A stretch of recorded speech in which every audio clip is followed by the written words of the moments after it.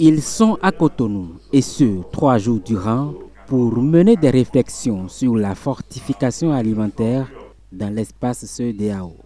Ces participants sont des représentants de l'Organisation ouest-africaine de la santé, de la CEDEAO, des structures étatiques, des organisations de la société civile, des experts en nutrition et santé, et bien d'autres. Tout ce que nous sommes en train de faire ici vise justement à trouver ensemble un consensus, comment avancer sur donc, la fortification des aliments.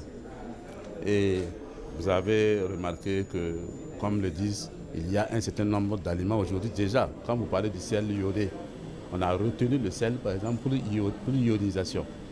Nous avons retenu par exemple l'huile pour la vitamine A, ainsi de suite. La présence de la CEDEAO, c'est pour permettre justement d'avoir des normes qui soient harmonisées au niveau régional. Et nous voulons contribuer à travers le programme de fortification alimentaire à améliorer certains aliments que nous appelons des véhicules, que ce soit du riz, de l'huile végétale, que ce soit du sucre, que ce soit du sel, pour certains aliments et micronutriments, afin que la population puisse consommer cela à grande échelle et contribuer ainsi à réduire tous les méfaits liés à la sous-alimentation et à la malnutrition. Ils sont appelés à partager les réalisations des projets de fortification à grande échelle mis en œuvre en Afrique de l'Ouest au cours de l'année dernière, effectuer une analyse des projets existants de fortification des aliments à grande échelle. Il sera surtout question de proposer des actions à repliquer des pistes de plaidoyer pour la durabilité et la stratégie de fortification dans l'espace CEDEAO.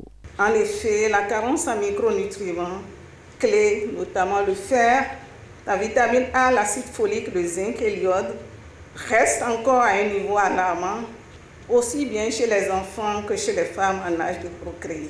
C'est au regard de cette situation que l'enrichissement alimentaire à grande échelle et une opportunité a été retenue comme un moyen porteur pour remédier aux carences nutritionnelles à grande échelle, car elle permet, sans changer les habitudes alimentaires, d'améliorer les valeurs nutritionnelles des aliments.